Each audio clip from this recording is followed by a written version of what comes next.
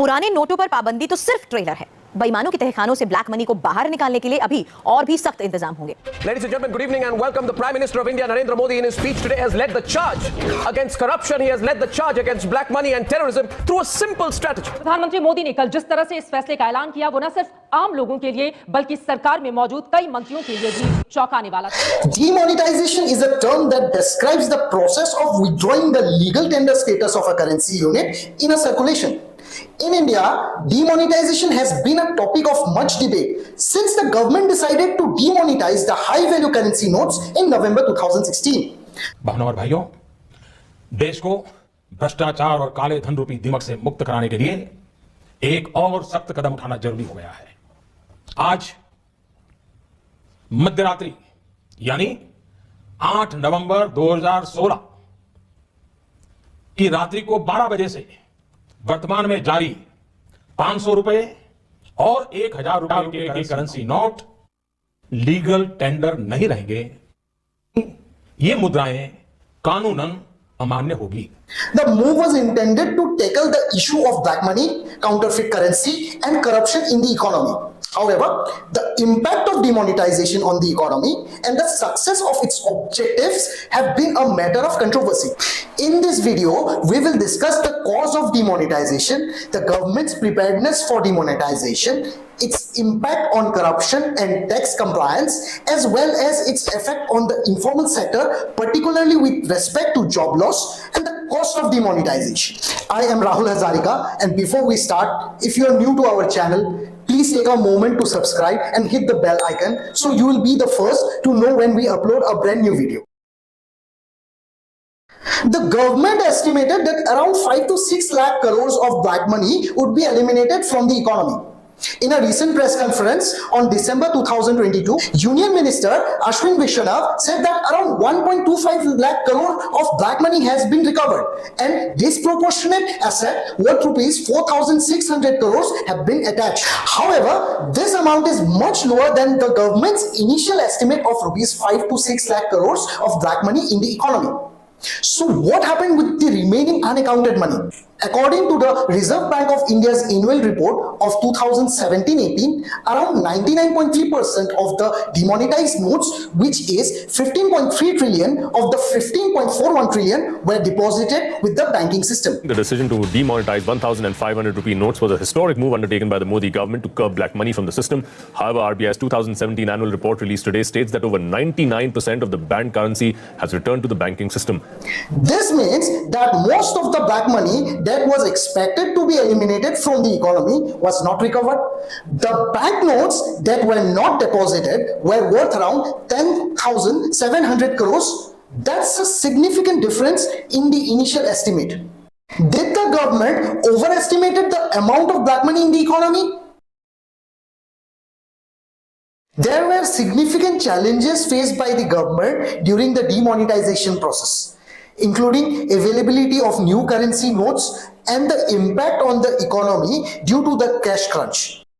While the government was aware of these challenges, some experts believe that government could have been better prepared.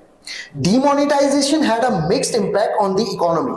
While it did lead to a reduction in the amount of unaccounted cash in the system, it also resulted in a severe cash crunch, particularly for small businesses and farmers. At this point in time, you can see that this place looks empty because of the government scrapping 500 and 1,000 rupee currency notes is what the small traders told us. In fact, when we also spoke to a few of the small traders here, they told us is that the business is affected by more than 50% each passing day. चल रही है बहुत ज्यादा, बीमार हूं मैं खुद ही, पैसा ना मिल रहा, इलाज नहीं हो रहा। अब भैंस बेच दें 2 लाख की तो अब कौन पैसा कौन करे वहाँ 1 नंबर को, जो मोदी जी बता रहे हैं, अब भैंस बेच दी तो उन्हें 1 नंबर केस कराए उन पैसा।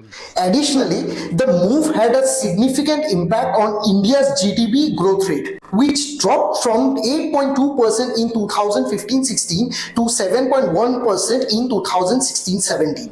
And the figures have dropped to 5.7%. The obvious question that's going to be cropping up right now is how much of an effect has the note ban, the demonetization move by the Modi government, had on India's growth post-demonetization? Demonetization was supposed to reduce the corruption by eliminating cash transaction, but did it have the desired effect? In the aftermath of demonetization, the amount of cash in the system fell significantly. According to a report from Live Mint, the cash in the system as of March 2016 was 12.1% of the GDP. This fell to 8.7% of the GDP as of March 2017, as the notes of 500 and thousands were demonetized. The reduction in cash was expected to reduce the corruption, as cash transactions were often preferred the mode of payment for illegal activities. However, the reduction in corruption may not have been as significant as expected. The amount of cash in the system has been gradually increasing since demonetization.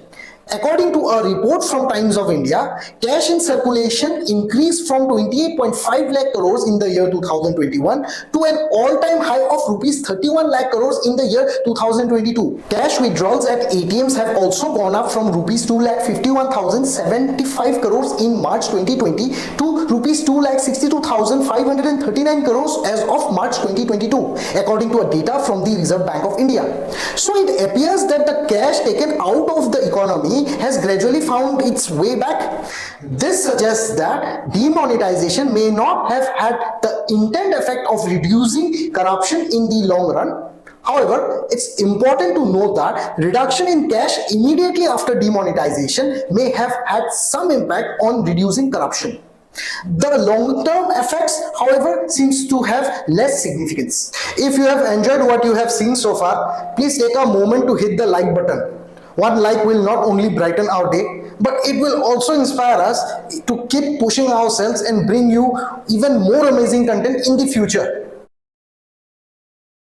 Demonetization was a move that aimed to bring about a significant change in the Indian economy. One of the key goals of this move was to increase tax compliance by bringing more people into the tax net. And it seems like the government's effort have paid off. According to the data from the Central Board of Direct Taxes, there was a growth rate of 18% for the financial year 2017-18 in net direct tax collection over the financial year 2016-17. This was the highest growth rate in the preceding 7 financial years. This growth rate in tax collection indicates a positive impact of demonetization on the level of tax compliance in the country. With the elimination of cash transaction, it became more difficult for people to hide their income and evade taxes. More people started reporting their income, leading to a boost in tax revenue. In addition, the government also introduced several measures to simplify the tax filing process and encourage more people to file their returns. The introduction of the goods and service tax and the expansion of the tax base through Pradhan Mantri Jan Dhan Yojana also contributed to the increase in tax compliance. While the impact of demonetization on tax compliance was initially positive, there have been a concern about the sustainability of this trend. With the gradual reintroduction of cash into the economy, it remains to be seen whether the gains made in tax compliance will be sustainable in the longer run. Nonetheless, the increase in tax collection after demonetization is a positive sign for the Indian economy. It shows that the government's effort to increase tax compliance have been successful to a large extent. Demonetization had a significant impact on the informal sector, which is largely dependent on cash transaction.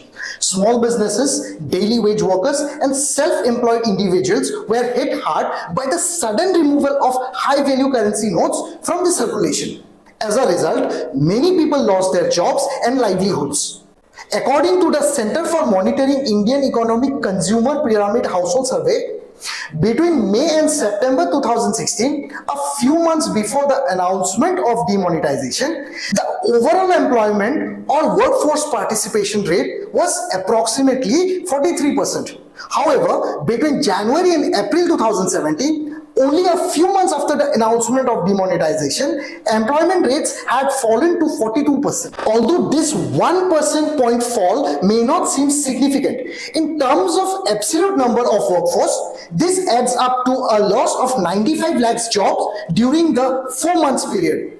The informal sector, which is largely cash-based, saw the large impact on employment rates. Small businesses, daily wage workers, and self-employed individuals saw a drop in income due to the cash crunch.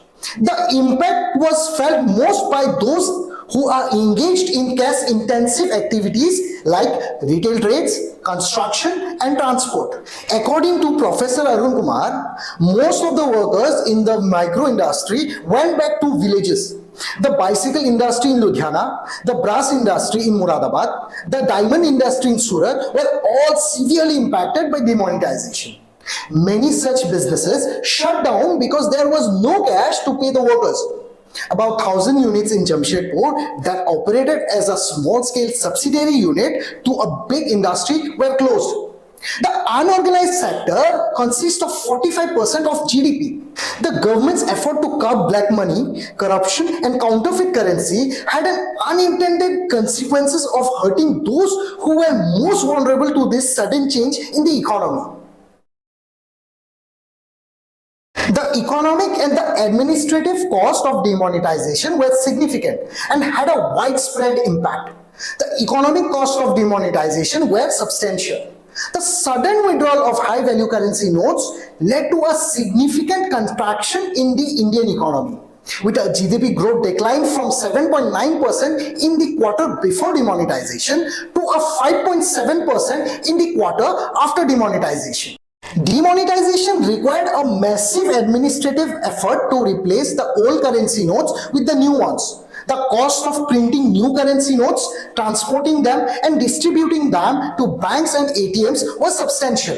According to an article from the Economic Times, the cost of printing currency notes escalated from rupees 7,965 crores in 2016-17 compared to the expenditure on the printing of notes during 2015-16, which was around 3,421 crores. The cost of demonetization was not limited to economic and administrative costs alone.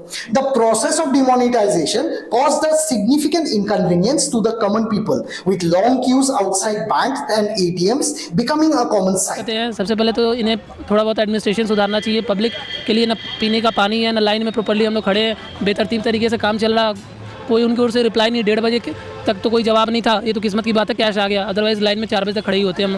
पैसे नहीं है, कहाँ से निकाल के लाए पैसे बताओ? जो बैंक वाले 4-5 दिन से बंद रखा है, ATM में पैसे नहीं है. मैं सुबह 8:30 बजे से सारी बैंक अपनी अपनी पॉलिसी चला रहे हैं. कभी तो वो टोकन डिस्ट्रीब्यूट करते हैं, कभी कुछ और करते हैं. कैश पूरा डिस्पेंस नहीं हो रहा. अलग अलग जगह से हमने उधार लिया हुआ है, उसके लिए भी हमें कैश नहीं मिल रहा. We are still in the queue. The sudden withdrawal of high-value currency notes also led to a temporary shortage of cash in the economy, affecting the purchasing power of the people. Demonetization had a mixed effect on the Indian economy. While it was successful in increasing tax compliance and reducing the amount of unaccounted cash in the system, it also had negative consequences such as severe cash crunch, a decline in GDP growth, and the loss of jobs in the informal sector. The reduction in corruption, which was one of the primary goals of demonetization, may not have been significant in the long run.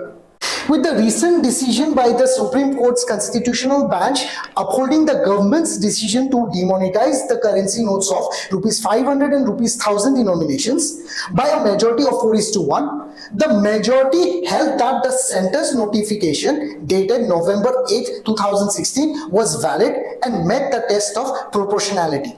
But Justice B.V. Nangarathana, in her dissenting opinion, acknowledged that the demonetization move was well intended and well thought of, but declared it unlawful on legal grounds rather than on the basis of its objectives.